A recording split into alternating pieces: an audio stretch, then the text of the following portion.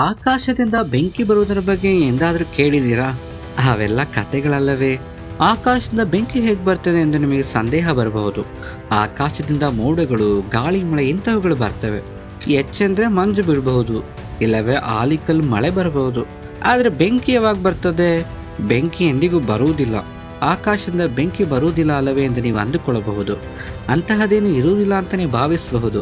ಆದರೆ ಸತ್ಯ ಏನೆಂದರೆ ಆಕಾಶದಿಂದ ಬೆಂಕಿ ಬರ್ತದೆ, ಕೆಂಡನೂ ಬರುತ್ತೆ. ಕೇವಲ ಕಾಡ್ಗಿಚ್ಚು ಮಾತ್ರವಲ್ಲ, ನೇರವಾಗಿ ಆಕಾಶದಿಂದಲೂ ಬೆಂಕಿ ಬೀಳುತ್ತೆ, ಸ್ವರ್ಗದಿಂದಲೂ ಬರುತ್ತೆ. ಆಕಾಶದಿಂದ ಕೆಲವು ಬಾರಿ ಬೆಂಕಿಯ ಚೆಂಡುಗಳು ಭೂಮಿಗೆ ಬೀಳ್ತವೆ. ಅವುಗಳನ್ನ ಉಲ್ಕಿಗಳು ಅಂತಾರೆ.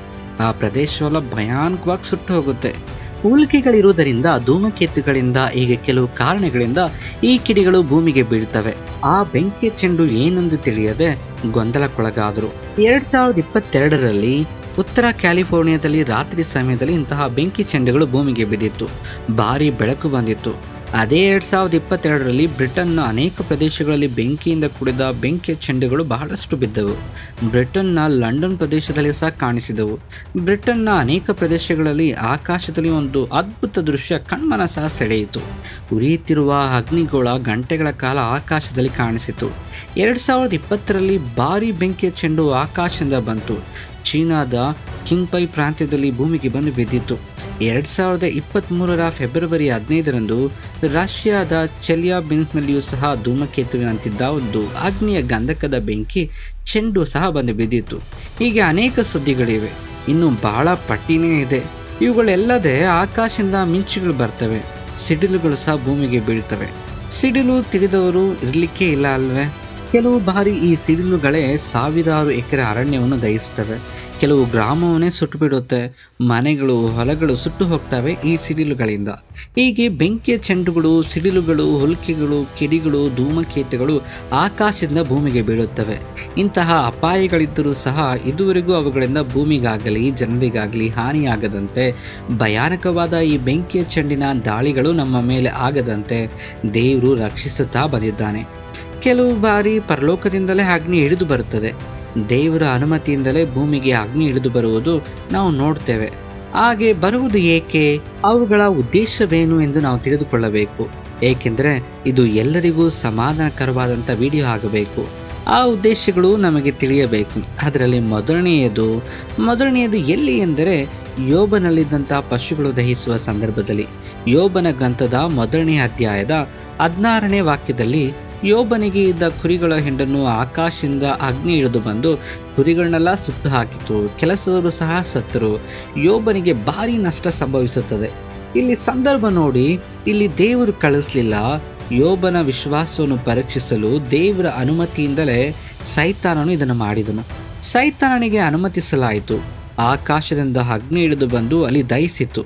ಇನ್ನು ಎರಡನೆಯ ಸಂದರ್ಭ ಸೊದೋಮ್ ಗೋಮರ್ ಪಟ್ಟಣಗಳ ಮೇಲೆ ದೇವರ ಅಗ್ನಿ ಇಳಿದು ಬಂದು ಅಲ್ಲಿ ಸುಟ್ಟು ಹಾಕಿತು.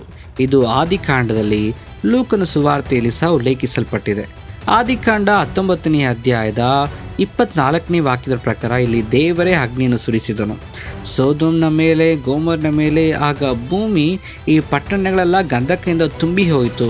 ಉಪ್ಪಿನ ಬೆಂಕಿಗಳು ಹುರಿಯುತ್ತಾ ಇದ್ದವು ಎಂದು ದೇವರು ಕಳುಹಿಸಿದನು. ಏಕೆಂದರೆ ಪಾಪ ಮಿತಿ ಮೀರಿದ ಪಾಪವನ್ನು ಮಾಡಿ ಆ ಪ್ರದೇಶಗಳಿಗೆ ದಾಸರಾಗಿದ್ದರು. ಅಲ್ಲಿ ಮನುಷ್ಯರಿರಲಿಲ್ಲ, ಮಾನವೀಯತೆ ಅಸಲಿಗಿರಲೇ ಇಲ್ಲ. ಕೇವಲ ಪಾಪ ಮಾತ್ರ ಇತ್ತು. ಪಾಪದ ಕೆಸರಿನಲ್ಲಿ ದೇವರ ಬಂಧನದಲ್ಲಿದ್ದ ಪಟ್ಟಣಗಳು ಅವು.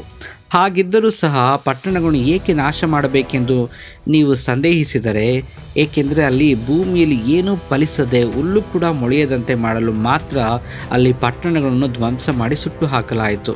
ಧರ್ಮೋಪದೇಶ ಕಾಂಡ 29ನೇ ಅಧ್ಯಾಯದ 23ನೇ ವಾಕ್ಯವನ್ನು ಸ್ಪಷ್ಟವಾಗಿ ಹೇಳಲಾಗಿದೆ. ಪಾಪದ ಕೆಸರಿನಲ್ಲಿ ವ್ಯಸನಿಯಂತೆ ಬದಲಾದವರು ಅಲ್ಲೇ ವಂಶ ಪಾರಂಪರ್ಯವಿಲ್ಲದೆ ಸುಖಭೋಗಗಳನ್ನು ಅನುಭವಿಸಬೇಕೆಂದು ಅನೇಕರು ಇನ್ನೂ ಅವರೊಂದಿಗೆ ಸೇರಿಕೊಳ್ತಿದ್ದಾರೆ, ಅಲ್ಲಿಗೆ ಬರ್ತಾ ಇದ್ದಾರೆ. ಅದಕ್ಕಾಗಿಯೇ ಆ ಭೂಭಾಗವೇ ಇಲ್ಲದಂತೆ ಮಾಡಬೇಕು, ಆ ಪಟ್ಟಣಗಳಿಲ್ಲದಂತೆ ಮಾಡಬೇಕು. ಅದಕ್ಕಾಗಿ ಆ ಪಟ್ಟಣವನ್ನು ಸುಟ್ಟು ಹಾಕಿದನು ದೇವರು. ಹಾಗಿದ್ದರೂ ಸಹ ದೇವದೂತರ ಮೂಲಕ ಹೇಳಿಸಿ ಮನುಷ್ಯರನ್ನು ತಪ್ಪಿಸಿ ಅಗ್ನಿಯನ್ನು ಸುರಿಸಿದನು. ಆದಿಕಾಂಡ 19ನೇ ಅಧ್ಯಾಯದ 3ನೇ ವಾಕ್ಯದಲ್ಲಿ ನೋಡಿ. ಇದನ್ನು ಮರೆಯುತ್ತಿದ್ದಾರೆ. ಅಲ್ಲಿ ಮನುಷ್ಯರಿಗೆ ಮೊದಲೇ ಹೇಳಿದನು, ಮನುಷ್ಯರನ್ನು ತಪ್ಪಿಸಿದರೂ ಪಟ್ಟಣಗಳನ್ನು ಸುಟ್ಟು ಹಾಕಿದನು. ಸೊ ಈ ಸಂದರ್ಭದಲ್ಲಿ ಇಲ್ಲಿಯೂ ಸಹ ಮನುಷ್ಯ ಇನ್ನು ಪಾಪಕ್ಕೆ ದಾಸನಾಗದಂತೆ ಮನುಷ್ಯನನ್ನು ಕಾಪಾಡಲು, ಒಳ್ಳೆಯದನ್ನು ಮಾಡಲು ಪಟ್ಟಣಗಳನ್ನು ಸುಟ್ಟು ಆ ಪಾಪದ ಕೆಸರಿನಿಂದ ತಪ್ಪಿಸಿ ಇನ್ನೊಬ್ಬರು ಹಾಳಾಗದಂತೆ ಮಾಡಲು ಅಗ್ನಿ ಗಂಧಕಗಳಿಂದ ಸುಟ್ಟು ಹಾಕಿದನು. ಇನ್ನು ಮೂರನೆಯ ಸಂದರ್ಭ, ನಾಹಾಬು ಅಬಿಹು ಎಂಬುವರ ಬಳಿ ಆಕಾಶದಿಂದ ಅಗ್ನಿ ಬಿದ್ದಿದ್ದು. ಯಾಜಕ ಕಾಂಡ 10ನೇ ಅಧ್ಯಾಯದ ಮೊದಲ 2 ವಾಕ್ಯಗಳಲ್ಲಿ ಆರೋನನ ಕುಮಾರನಾದ ನಾದಾಬು ಮತ್ತು ಅಬಿಹು ಎಂಬುವರು ಅವಿಧಿಯರಾಗಿದ್ದರು. ದೇವರು ಹೇಳಿದ ಕೆಲಸವನ್ನು ಮಾಡ್ತಾ ಇರಲಿಲ್ಲ. ದೇವರಿಗೆ ವಿರುದ್ಧವಾದ ಕೆಲಸಗಳನ್ನು ಮಾಡ್ತಾ ಇದ್ದರು. ದೇವರು ಹೇಳಿದ ಕೆಲಸವನ್ನು ಮಾಡಿ ಎಂತಹ ಅಗ್ನಿ, ವಿಚಿತ್ರವಾದ ಅರ್ಪಣೆಯನ್ನು ಅರ್ಪಿಸಿದರು. ದೇವರ ಅಗ್ನಿ ಹಿಡಿದು ಬಂದು ದಹಿಸಿತು, ಅವರು ಸತ್ತರು ಎಂದು ಬರೆಯಲ್ಪಟ್ಟಿದೆ. ಮತ್ತು 4-5ನೇ ವಾಕ್ಯಗಳನ್ನು ನೋಡಿ, ತಮ್ಮ ವಸ್ತ್ರಗಳೊಂದಿಗೆ ಅವರನ್ನು ಶಿಬಿರದೊಂದಿಗೆ ಹೊರಗೆ ಕೊಂಡೊಯ್ದರು. ಅಲ್ಲಿ ಅಪವಾದಿಯ ಮೂಲಕ ಆವರಿಸಲ್ಪಟ್ಟಿದ್ದ ಅವಿಧತೆಯನ್ನು ದೇವರು ಕೊಂದನು. ಬಟ್ಟೆಗಳೊಂದಿಗೆ ಕೊಂಡೊಯ್ದರು ಎಂದರೆ ಅಲ್ಲಿ ಅವರು ಸುಡಲ್ಪಡಲಿಲ್ಲ, ಅಂದರೆ ನಿಜವಾದ ಅಗ್ನಿ ಅವರ ಮೇಲೆ ಬಂದು ಅವರನ್ನು ಕೊಲ್ಲಲಿಲ್ಲ. ದೇವಾಲಯದಲ್ಲಿ ಅರ್ಪಣೆಗಳ ವಿಷಯದಲ್ಲಿ ಮೇಲಾಗಿ ಯಾಜಕನಾಗಿ ಬಂದು ವಿಶೇಷವಾದ ದೇವರಿಗೆ ವಿರೋಧವಾದ ಅರ್ಪಣೆಗಳನ್ನು ಅರ್ಪಿಸಿದಾಗ ಮಾತ್ರ ಈ ಘಟನೆ ನಡೆಯಿತು. ಅದು ನಿಜವಾದ ಅಗ್ನಿಯಲ್ಲ, ವಿನಾಶಕಾರಿಯಾದ ಅಗ್ನಿಯಲ್ಲ. ಅವಿಧತೆಯನ್ನು ತೊಲಗಿಸಿದನು, ಅವಿಧತೆಯನ್ನು ಕೊಂದನು. ಇನ್ನು 4ನೇಯದು ಸಂದರ್ಭ, ಇದು ಕೋರಹನ ಸಂದರ್ಭ. ಕೋರಹನೊಂದಿಗೆ ಇದ್ದಂತಹ ಕೆಲವು ಜನರ ಬಳಿ ಆಕಾಶದಿಂದ ಅಗ್ನಿ ಹಿಡಿದು ಬಂದಿತ್ತು. ಅರಣ್ಯಕಾಂಡ 16ನೇ ಅಧ್ಯಾಯದ 35ನೇ ವಾಕ್ಯದಲ್ಲಿ ಕೋರಹನು ಹಾಗೂ ಕೋರಹನೊಂದಿಗೆ ಇದ್ದ ಕೆಲವು ಜನರು ದೇವರಿಗೂ ಮೋಶೆಗೂ ಸಹ ವಿರುದ್ಧವಾಗಿ ಬದಲಾದರು. ವಿಗ್ರಹವನ್ನು ಮಾಡಿಕೊಂಡರು, ದೇವರನ್ನು ಬಿಟ್ಟರು. ದೇವರನ್ನು ಮೋಶೆಯನ್ನು ಗೊಣಗುತ್ತಾ ಬೈಯುತ್ತಾ ವಿರೋಧವಾಗಿ ಬದಲಾದರು. ಇವರು ದೇವರ ಕಡೆಯಿಂದ ಅಗ್ನಿ ಹೊರಟು ಧೂಪವನ್ನು ಅರ್ಪಿಸಿದ 250 ಜನರನ್ನು ಸುಟ್ಟು ಹಾಕಿತು. ಇಲ್ಲಿ ದೇವರಿಗೆ ವಿರುದ್ಧವಾಗಿ ಮಾಡಿಕೊಂಡು ದೇವರಿಂದ ದೂರವಾಗಿ ಸೈತಾನನ ಬಳಿ ಸೇರಿದ ಇವರಿಗೆ, ಸೈತಾನನ ಪಕ್ಷದಲ್ಲಿದ್ದ ಇವರಿಗೆ ಈ ಪರಿಸ್ಥಿತಿ ಬಂದಿತ್ತು. ಯಾರನ್ನು ನುಂಗಲಿ ಎಂದು ಸೈತಾನನು ಕಾಯುತ್ತಿದ್ದ ಸಮಯದಲ್ಲಿ ವಿಗ್ರಹವನ್ನು ಮಾಡಿಕೊಂಡು ಸೈತಾನನ ಬಳಿ ಸೇರಿದ ಇವರಿಗೆ ತಟ್ಟಿದಂತಹ ಅವರು ಮಾಡಿಕೊಂಡ ಫಲವೇ ಅದು ಕೂಡ ದೇವರು ಮಾಡಿದ್ರಿಂದ ಅಲ್ಲ, ಸೈತಾನನು ಉಂಟು ಮಾಡಿದಂತಹ ಕೇಡುದು.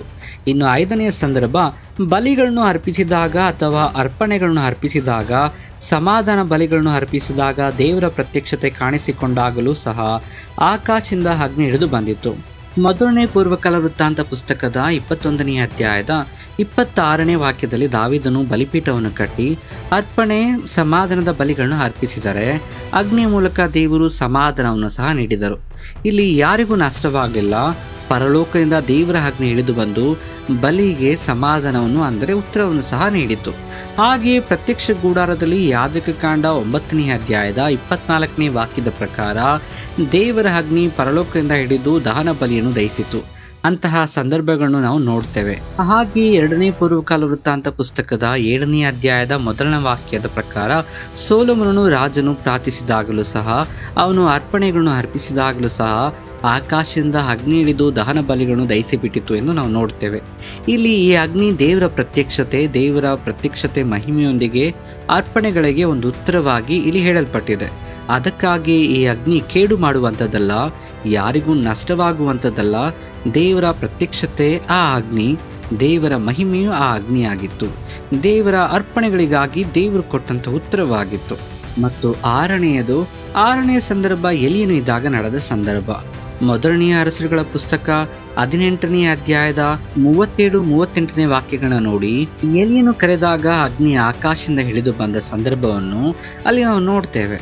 ದೇವರ ಅಗ್ನಿ ಇಳಿದು ದಹನ ಬಲಿಯನ್ನು, ಕಟ್ಟಿಗೆಗಳನ್ನು, ಕಲ್ಲುಗಳನ್ನು, ಧೂಳನ್ನು ದಹಿಸಿ ಕಂದಕದಲ್ಲಿದ್ದ ನೀರನ್ನು ಕೂಡ ಇಲ್ಲದಂತೆ ಮಾಡಿತ್ತು. ಇದು ಇಸ್ರಾಯೇಲ್ ಇತಿಹಾಸದಲ್ಲೇ ನಿರ್ಣಾಯಕವಾದಂತಹ ಒಂದು ಕ್ಷಣ. ಅದು ಎಲಿಯನು ಸವಾಲು ಹಾಕಿದನು, ನಿಮ್ಮ ದೇವತೆಗಳು ನಿಜವಾಗಿದ್ದರೆ ಕರೆದುಕೊಂಡು ಬನ್ನಿ, ನಾನು ಪ್ರಾರ್ಥನೆ ಮಾಡುತ್ತೇನೆ, ದೇವರನ್ನು ಕರೆಯುತ್ತೇನೆ, ಇಲ್ಲಿ ನಾನು ರುಜುವಾತು ಮಾಡ್ತೇನೆ ಎಂದು ಸವಾಲು ಹಾಕಿದನು.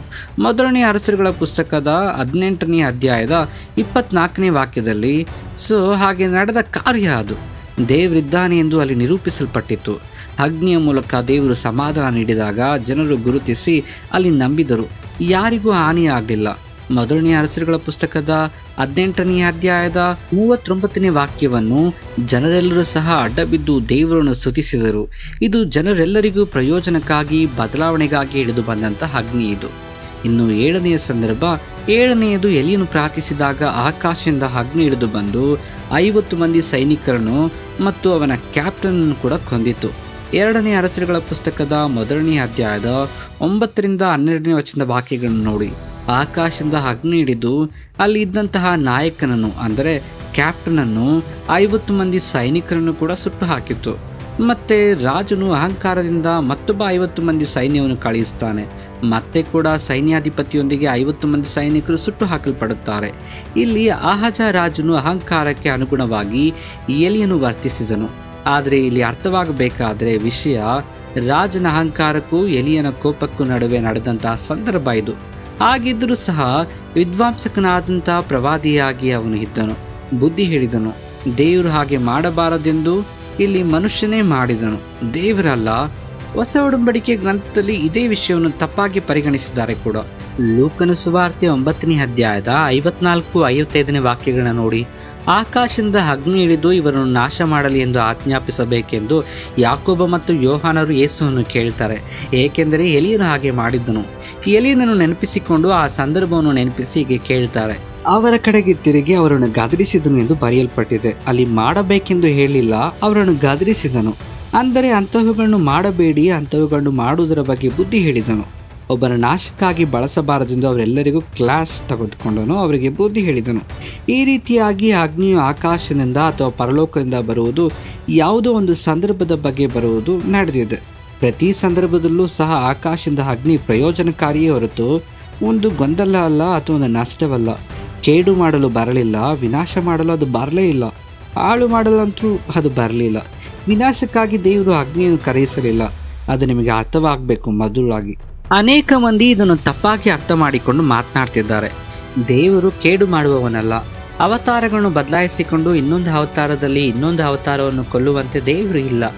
ದೇವರುಗಳು ಎಂದಿಗೂ ಹೊಡೆದಾಡಿಕೊಳ್ಳುವುದಿಲ್ಲ. ದೇವರುಗಳು ಎಂದಿಗೂ ಕೊಲ್ಲಲಿಲ್ಲ. ಕಳ್ಳತನದಿಂದ ಇನ್ನೊಬ್ಬರನ್ನು ಕೊಲ್ಲಲಿಲ್ಲ. ತಾಯಿಯನ್ನು ಕೊಡಲಿಂದ ಕೊಲ್ಲಲಿಲ್ಲ. ಸ್ತ್ರೀಯರನ್ನು ವಶಪಡಿಸಿಕೊಳ್ಳಲಿಲ್ಲ. ಸ್ತ್ರೀಯರನ್ನು 4-5 ಹಂಚಿಕೊಳ್ಳಲಿಲ್ಲ. ದೇವರು ಹೆಂಗಸರು ಹಿಂದೆ ತಿರುಗಲಿಲ್ಲ. ದಾಸರನ್ನಾಗಿ ಮಾಡಿಕೊಳ್ಳಲಿಲ್ಲ. ದೇವರುಗಳಿಗೆ ಬಡತನದಲ್ಲಿ ಕಷ್ಟದಲ್ಲಿ ಇದ್ದವರನ್ನು ಸಂತೈಸಿದನು, ರಕ್ಷಿಸಿದನೇ ಹೊರತು ಕಡಿಮೆ ಜಾತಿಯವರೆಂದು ಹೇಳಿ ಕುಲದ ಹೆಸರಿನಲ್ಲಿ ಕೊಲ್ಲಲಿಲ್ಲ. ಶೂದ್ರರನ್ನು ದ್ರಾವಿಡರನ್ನು ಕೊಲ್ಲಲಿಲ್ಲ. ದೇವರುಗಳೇ ಮನುಷ್ಯರನ್ನು ಸಾವಿರಾರು ಸಂಖ್ಯೆಯಲ್ಲಿ ಕೊಲ್ಲಲಿಲ್ಲ. ಅಧರ್ಮ ಯುದ್ಧಗಳನ್ನು ಸಹ ಮಾಡಲಿಲ್ಲ. ಅಸ್ಪೃಶ್ಯತೆಯನ್ನು ಮನುಷ್ಯರಿಗೆ ದೂರವಿರಲಿಲ್ಲ. ಮನುಷ್ಯರನ್ನು ಶತ್ರುಗಳನ್ನಾಗಿ ಮಾಡಿಕೊಳ್ಳಲಿಲ್ಲ. ಇದು ನಿಜವಾದ ದೇವರ ಬಗ್ಗೆ ಹೇಳುವ ಮಾತುಗಳು. ಸೊ ಈ ದೇವರ ಬಗ್ಗೆ ಹೇಳುತ್ತಿರುವ ಮಾತುಗಳು ಇವು. ದೇವರು ನಾಶಕಾರಿಯಲ್ಲ, ಕೇಡು ಮಾಡುವವನು ಅಂತೂ ಅಲ್ಲವೇ ಅಲ್ಲ. ಈಗ ಇನ್ನೊಂದು ಮುಖ್ಯವಾದ ವಿಷಯ ಏನಂದರೆ, ಇನ್ನೊಂದು ಇಂಪಾರ್ಟೆಂಟ್ ಫೈರ್ ಅಂದರೆ ಅಗ್ನಿ ಎಂಬುದನ್ನು ತಿಳಿದುಕೊಳ್ಳೋಣ. ಹೊಸ ಒಡಂಬಡಿಕೆಯಲ್ಲಿ ತಿಳಿಸಲ್ಪಟ್ಟ ಫೈರ್ ಅಂದರೆ ಫೈರ್ ಫ್ರಮ್ ಹೆವೆನ್. ಅಪೊಸ್ತಲರ ಕೃತ್ಯಗಳು 2ನೇ ಅಧ್ಯಾಯದ 3ನೇ ವಾಕ್ಯದ ಪ್ರಕಾರ ಪರಿಶುದ್ಧಾತ್ಮ fire is a Holy Spirit. ಪರಿಶುದ್ಧಾತ್ಮ ದೇವರು ಅಗ್ನಿ ಅಭಿಷೇಕದಿಂದ ಅವರೆಲ್ಲರನ್ನು ಮುಟ್ಟಿತು. ಅಗ್ನಿಯಂತಹ ನಾಲಿಗೆಗಳಾಗಿ ಬದಲಾದರು. ದೇವರಾತ್ಮ ಎಲ್ಲರ ಮೇಲೆ ಪ್ರಭಾವ ಬೀರಿತು. ಅಲ್ಲಿ ಪರಿಶುದ್ಧಾತ್ಮ ಅಗ್ನಿಯಲ್ಲ, ಅಗ್ನಿಯಂತೆ ಕಾಣಿಸಿದನು. ಮತ್ತಾಯ ಬರೆದ ಸುವಾರ್ತೆ 3ನೇ ಅಧ್ಯಾಯದ 11ನೇ ವಾಕ್ಯದ ಪ್ರಕಾರ ಅಗ್ನಿಯಿಂದ ದೀಕ್ಷಾಸ್ನಾನ ಕೊಡುತ್ತೇನೆ ಎಂದನು. ನಮಗೆ ದೇವರು ಅಗ್ನಿಯಂತಹ ಶಕ್ತಿಶಾಲಿ, ಉಪಯೋಗಕಾರಿ, ವಿನಾಶಕಾರಿ, ಕೇಡು ಮಾಡುವಂಥದ್ದಲ್ಲ. ದೇವರಿಂದ ಅಂತಹುದು ಬರುವುದೇ ಇಲ್ಲ. ಶಕ್ತಿಶಾಲಿ, ಉಪಯೋಗಕಾರಿ, ಪರಿಶುದ್ಧಾತ್ಮ ಅಗ್ನಿಯಾಗಿರುವಂಥದ್ದೇ ಬರುತ್ತದೆ. ಆದರೆ ಒಂದು ವಿಷಯವನ್ನು ನೆನಪಿಡಿ, ಅತ್ಯಂತ ಶಕ್ತಿಶಾಲಿ ಅಗ್ನಿ ಮಾತ್ರ ಬರಬೇಕಾಗಿದೆ. ದೇವರ ಉಗ್ರತೆಯಿಂದ ಬರುವಂತಹ ಅಗ್ನಿ ಭಯಾನಕವಾದದ್ದು. ಪ್ರಕಟಣೆಯ 13ನೇ ಅಧ್ಯಾಯದ 13ನೇ ವಾಕ್ಯದಲ್ಲಿ ಪರಲೋಕದಿಂದ ಅಗ್ನಿ ಬಂದು ಭೂಮಿಯನ್ನು ನಾಶ ಮಾಡುತ್ತದೆ. ಆ ಭಯಾನಕವಾದ ಅಗ್ನಿ ಕೂಡ ದೇವರಿಂದ ಬರುವುದಿಲ್ಲ. ದೇವರು ಆ ಉಗ್ರತೆಯನ್ನು ಮಾನವರ ಮೇಲೆ ತೋರಿಸಬೇಕೆಂದು ಬರುವುದಿಲ್ಲ. ಸೈತಾನನಿಂದ ಬರುತ್ತದೆ. ಸೈತಾನನು ವಿನಾಶಕಾರಿ. ಆಕಾಶದಿಂದ ಅಗ್ನಿ ಹಿಡಿದು ಬರುವಂತೆ ಮಾಡ್ತಾನೆ. ಹಾಗೆ ವಿನಾಶಕಾರಿಯಾದ ಅಗ್ನಿಯನ್ನು, ವಿನಾಶವನ್ನು ತರಿಸುವುದು ಸೈತಾನನು ಮಾತ್ರ. ಆದರೆ ಕೊನೆಯ ಬಾರಿ ಅಗ್ನಿ ಬರುವ ಪರಿಸ್ಥಿತಿ ಕೂಡ ಬರ್ತದೆ. ಕೊನೆಯ ಬಾರಿ ಅಗ್ನಿ ಯಾವಾಗ ಬರುತ್ತದೆ ಎಂದರೆ ಪರಲೋಕದಿಂದ ಕೊನೆಯ ಬಾರಿಗೆ ಅಗ್ನಿ ಮತ್ತೆ ಬರ್ತದೆ.